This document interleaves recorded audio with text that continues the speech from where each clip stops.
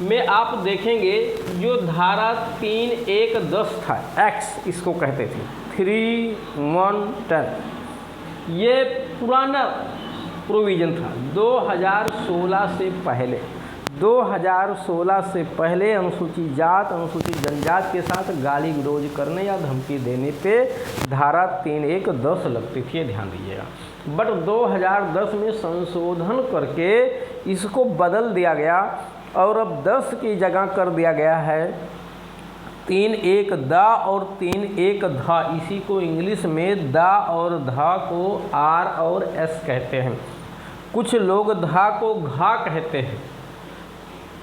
मैंने देखा है बहुत सारे एफआईआरों में कि पुलिस अधिकारी ने एफआईआर में घ लिख दिया है, जबकि ये घ नहीं धा है, ध्यान दीजिएगा। और मान लो कि उन्होंने गलती से लिख भी दिया तो अब पढ़ने वाले लोग भी उसको जो है घ पढ़ रहे हैं, वो घ नहीं है, वो ध है, ध से धनुष, ठीक है। तो द और धा इसी को आर और एस कहते हैं। अब यहाँ जो पुरानी धारा थी 3(1)(10) में यहाँ लिखा हुआ था कि अनुसूचित जाति या अनुसूचित जनजाति व्यक्ति को ह्यूमिलाइट करने के आशय से, यानी उसको अपमानित करने के आशय से, उसे बेइज्जत करने के आशय से, उसे आत्मग्लान फील करने के आशय से उसे अपमानित करना या अभित्रस्त करना, ये इतना लिखा हुआ था। अपमानित करना या अभित्रस्त करना। अभित्रस्त का मतलब है धमकी देना, अपमानित का मतलब है गाली गलौज करना, ठीक। अब इसी को अलग से दो पार्ट में कर दिया। अपमानित करना या धमकी देना, यानी अभित्रस्त करना, इंटिमिडेट करना, ये 3(1)(द) बना दिया गया है। और जो 3(1)(ध) है ये बिल्कुल नया है। इसमें लिखा है कि अनुसूचित जात, अनुसूचित जनजाति के किसी भी व्यक्ति को उसकी जाति के नाम से, उसकी जाति के नाम से गाली गलौज करना, ये 3(1)(ध) हो गया। पहले ये लाइन पुराने प्रोविज़न में नहीं था, इसको जोड़ा गया है नया, कि जाति के नाम से गाली गलौज करना, ठीक। अब प्रश्न यहाँ पे ये है कि और एक लाइन और लिखा हुआ कि लोक दृष्टि में ये कार्य किया गया हो, लोक दृष्टि में आने वाले प्रेस पे ये कार्य किया गया। लोक स्थान शब्द नहीं लिखा है, लोक दृष्टि लिखा है। लोक दृष्टि का तात्पर्य है कि कोई ऐसा स्थान जहाँ से ये गाली गलौज धमकियाँ दी जा रही हों, जहाँ पे वहाँ आसपास लोग सुन रहे हों, देख रहे हों, वो लोक दृष्टि। लोक मतलब कि लोगों की दृष्टि में आ रहा हो, लोग उसको विजुअली देख रहे हों वहाँ से। अगर हमारे दरवाजे पे मारपीट गाली गलौज हो रहा है, बगल का पड़ोसी देख रहा है, तो ये लोक दृष्टि में आना माना जाएगा। यद्यपि हमारा दरवाज़ा कोई पब्लिक प्लेस नहीं, निजी है। हमारे छत पे, हमारे सेकंड फ्लोर पे, थर्ड फ्लोर पे गाली गलौज हो रहा है, नीचे के फ्लोर के लोग, बगल के मोहल्ले के लोग, ऊपर के लोग देख रहे हैं, सुन रहे हैं, तो ये लोक दृष्टि में आना माना जाएगा। ध्यान दीजिए, बात समझ गया। लेकिन मेरे समझ से पब्लिक प्लेस पे भी, किसी बस अड्डे पे भी जहाँ सुनसान हो, कोई ना हो, और केवल उसको जाति सूचक गाली दे देना भी मेरे समझ से वो लोक दृष्टि में उस समय नहीं माना जाना चाहिए। क्यों? क्योंकि ये कोई अपमान नहीं हुआ वहाँ पे।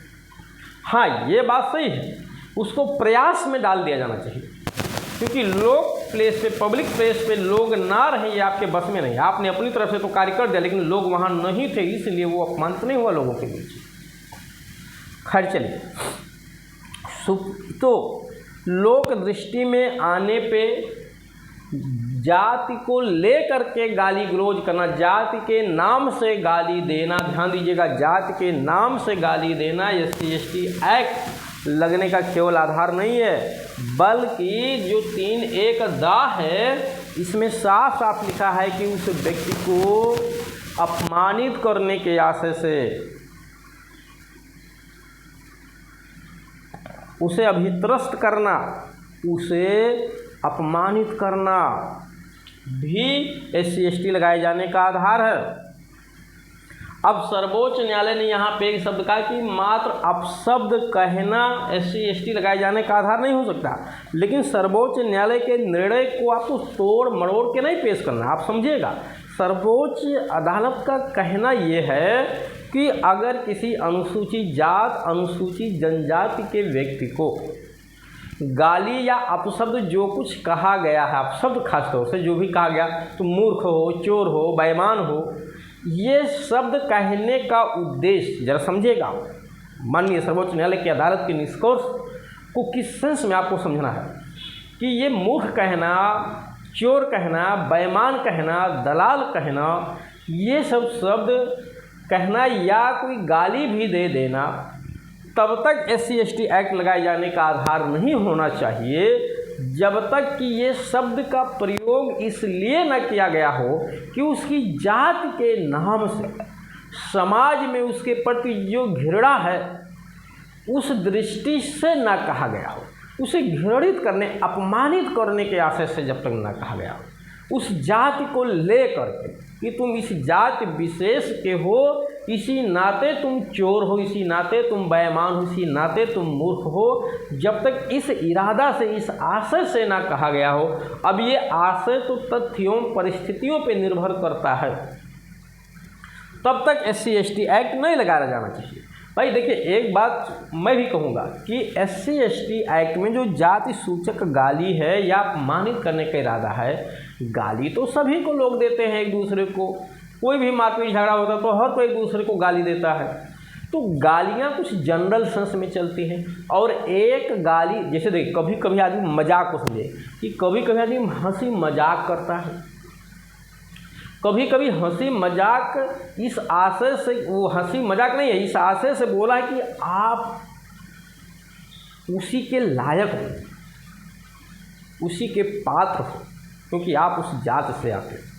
अगर इस सेंस में बोला गया है तो फिर अपशब्द कहना भी SC/ST एक्ट लगाए जाने का आधार हो जाएगा, क्योंकि वो अपने को अपमानित महसूस निश्चित तौर से करेगा।